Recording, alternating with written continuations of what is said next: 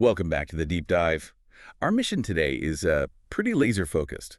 We are distilling the core insights from a whole stack of sources on success, consistency, and discipline. Yeah, and this deep dive is really for anyone who's ever asked that question, right? Why do some people hit their goals and the rest of us just seem to flame out? Exactly. You start strong for a week, maybe two, and then it's over. We always assume it's, I don't know, luck or some kind of innate talent. Or motivation. That's the big one. We think they just have this bottomless well of motivation. And the sources we reviewed, they are just, well, they're unanimous on this. They completely strip away that romantic idea. The core thesis here, what it all boils down to, isn't a burst of intensity. It's perseverance. It's that quiet, persistent ability to just keep showing up. Exactly. And I think we need to make a key distinction right away. It's the difference between consistency and what you might call temporary enthusiasm. That New Year's resolution energy. That's it. It's fast, it's exciting, it's loud, but it fades. The second life pushes back. Consistency, on the other hand, it's this quiet discipline that's always running in the background. It doesn't rely on those big, fleeting emotions. Oh, I loved the analogy. One of the articles used for this, it said, inspiration is like the wind. Right. It gives you this thrilling burst of speed, but it comes in fast and leaves even faster. You can't build a house or a career or, a fit body on the wind. No, you can't. But you can build a future on steady, repeatable actions, day in, day out. So the initial takeaway for you, listening, is that consistency isn't some gift you're born with. It's a skill. And a choice. Yeah? It's a skill and a choice, and you have to practice it. It's like a muscle. The more you use it, the stronger that follow-through gets. Which is the perfect setup to talk about the psychological payoff here, this idea of building self-trust. Yes. We get so obsessed with the external goal, publishing the book, losing the weight, but the material suggests the real reward is the relationship you build with yourself. It's an invisible transformation, but it's so profound. I mean, think about it. Every single time you overcome that tiny urge to hit snooze or to skip a task, Even if it's a tiny one. even if it's trivial, you are keeping a promise to yourself, and you're silently proving to your own brain, I'm someone I can rely on. And that's where the whole dynamic shifts, isn't it? Once you have that self-trust, you stop waiting for someone else to motivate you. You stop needing the encouragement, yeah. You don't depend on your mood or your feelings anymore. You basically become the force that drives you. Yeah. You're not relying on that fleeting outside validation. And if you look at really successful people, top athletes, artists, they don't wake up every day on fire with passion. No, they have terrible days. Yeah. Boring days. Of course. But they show up anyway. They train, they write, they make the calls, they take action when no one is watching, when no one's clapping, because they're fueled by that internal proof. That's that snowball rolling down a mountain effect. Yeah. At first, your effort seems so small and you see no results. Nothing. You wrote 200 awful words, or you did a workout that felt weak. But the action itself, the repetition, that's what matters. It creates mass. And that tiny snowball starts to pick up speed. The insight here is that you change not in some loud, dramatic way. It happens in the quietest, most sustainable way possible. That daily, non-negotiable effort, that's what's forging a new identity. So if we commit to this quiet discipline, the next question is, what's trying to stop us? Right. What are the enemies? And that leads us straight to the two biggest ones. We have to talk about procrastination and its very sneaky friend, perfectionism. Procrastination is so misunderstood. The sources are really clear on this. It's almost never about laziness. What is it then? It's your brain's defense mechanism. It's a shield against fear, against uncertainty, or just feeling totally overwhelmed by how big a task seems. It really is the silent thief of success. It doesn't yell stop. It just whispers, oh, just check your email first. You need another coffee. Maybe I should reorganize my desktop. Yeah, all those little delays that keep you in that I'll start someday holding pattern. And of course, someday never comes. And its partner is perfectionism. It sounds so noble, right? You got to have high standards. But it's often, as one source put it, the most deceptive mask procrastination wears. It is. You hesitate to start because the gap between where you are now and that perfect ideal in your head, it's just too terrifying to even try to cross. But the truth is, while you're waiting for that perfect moment or the perfect software, someone else has already started. They've made mistakes, they've gotten feedback, and they've made real progress. We all have to internalize that phrase. Done is better than perfect, especially when waiting for perfect means nothing ever gets done at all. So this whole psychological battle, the sources call it resistance, like this invisible force that just holds you back. And it's fascinating what it feeds on. It thrives on delay, on fear, and this is the most important part, on a lack of clarity. It wants the target to be fuzzy. Exactly. So the solution isn't just to fight harder with willpower. It's to make the goal so clear and simple that resistance has nowhere to hide. So instead of, I need to work on my finances, Which is huge and vague and scary. you say, I will spend 25 minutes on my budget Monday morning right after breakfast. That specificity is the antidote. When you're precise about the what, when, and where, there's just less room for your brain to argue or create friction. Okay, so let's get practical. We know the enemy. Now we need the tools for momentum. The sources really stress that we have causality all wrong. We do. We think motivation comes first, then action. But it's the other way around. Motivation is a consequence of action. The moment you start moving, your brain rewards you, and that makes you want to continue. Action generates momentum. That's the critical shift. Stop waiting to feel like it. Use action to create the feeling. So strategy one from the material is to lower the starting threshold. The idea is just brilliant. Your goal isn't to finish, it's just to start. Just to initiate movement. Right.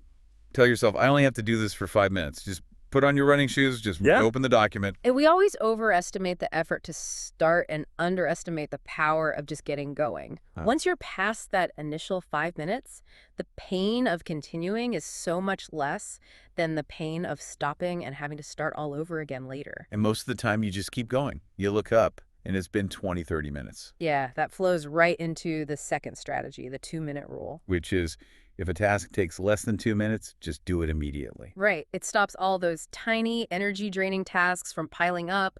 Send the quick email, put the laundry away. These little wins lower your mental resistance for the bigger stuff. And if the task is big, you just apply the rule to the first 2 minutes of it. Like, write one sentence. Exactly. Just start it for 2 minutes. Okay, but a question here. Aren't these just psychological tricks? If we're relying on a 5-minute rule, are we really building true, gritty willpower? That's a great question, and the sources see it coming. They're not shortcuts to avoid discipline. They're tools to engage discipline when your motivation is zero. They're like scaffolding. Perfect word. You use the scaffolding to build the habit. Once the habit is built, you need it less and less. You're just training your brain that the pain of starting is actually really, really small. I see. And then strategy 3 moves from the internal to the external, creating external pressure. You set a deadline, and then, crucially, you tell someone about it. That accountability piece doubles your chances, and it all ties into this bigger idea of how much our environment dictates our behavior. Right. We're not just fighting our own willpower, we're fighting the room we're in. The context around you. So we have to control our environment. We need to reduce the friction for good behaviors and increase it for bad ones. You have to design what one source called a detox space. Physically, that means powerful visual cues. Clean your desk. Put the book you need to read right in the middle of it. Put your workout shoes where you can't miss them. So your environment pulls you toward the right action. And digitally, it's even more important. Turn off the notifications. Close the extra tabs. Put your phone in another room. The principle is simple. Make the right thing easy to do and the wrong thing, the distraction, hard to do. When you stop wasting all that mental energy fighting a messy desk or a buzzing phone, you have more left for the actual hard work. Which brings us to building systems and habits. This is the path to long-term mastery. Willpower is the fuel to get started. But systems are the tracks that keep you on course. A system turns, I should do this, into, this is just what happens. It provides stability. A system doesn't care if you're happy or sad. A writer with a system sits down at 8 a.m. regardless of inspiration, and so the book gets written. So let's break down the 4 steps to building an effective system. First, start simple. Just one habit. Build one habit until it's as automatic as brushing your teeth before you even think about adding another one. Second is habit stacking. You attach the new habit you want to build to one that's already established. The old habit becomes the cue for the new one. So, after I make my morning coffee, I'll write down 3 ideas. You're leveraging an existing pathway in your brain. Third, and this is so practical, design for fail-proof.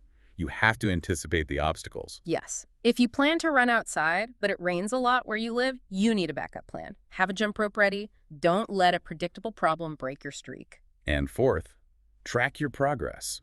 A calendar, a journal, anything. Seeing the streak build is a huge motivator. You don't want to be the one to break the chain. And this all connects directly to mastery.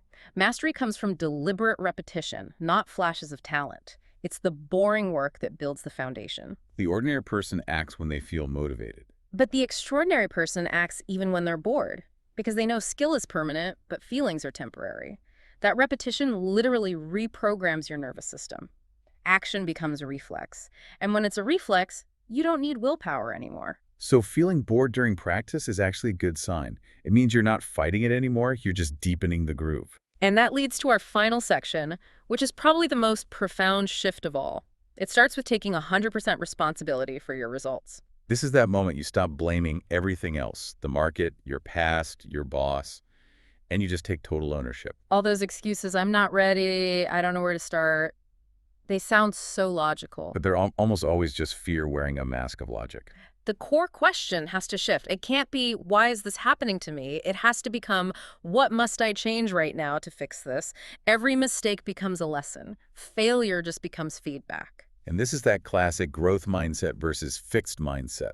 A fixed mindset says, this is who I am. I can't change, but a growth mindset says, I haven't succeeded yet. The key word is yet. I can improve through effort. The most powerful shift from the sources was to stop asking, how do I feel about this? Yes, and instead ask, what is the right thing to do right now? Your feelings are unreliable guides. They change constantly, but the right action based on your system is always clear. And that completely redefines success. It's not some far-off destination. You are successful every single time you keep a promise to yourself. Every time you choose the hard right over the easy wrong. Exactly. Success becomes the process itself.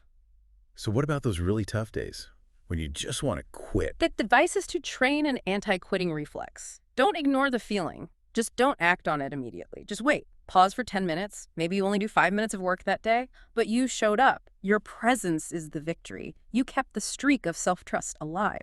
You don't have to win the day, but you have to show up for the day. That's key. You only really fail when you refuse to start again. So this whole deep dive, it really confirms one core truth. Success is just the compounded outcome of countless small, invisible, repeated actions. Consistency beats intensity. Every single time. You don't need superpowers. You just need to commit to doing one right thing. Every day, reliably. And as you think about all this, here's a final provocative thought. You've learned that intentional repetition creates greatness. But what is the one current, unconscious repetition in your daily life right now? A habit of delay, a media habit, a default excuse. That is unintentionally defining the very future you're trying to escape. Identifying that unconscious pattern, that's the first step to changing it. So choose one small thing today. Treat it like a sacred, non-negotiable commitment. Start right now. Don't wait for a better tomorrow. You already have today.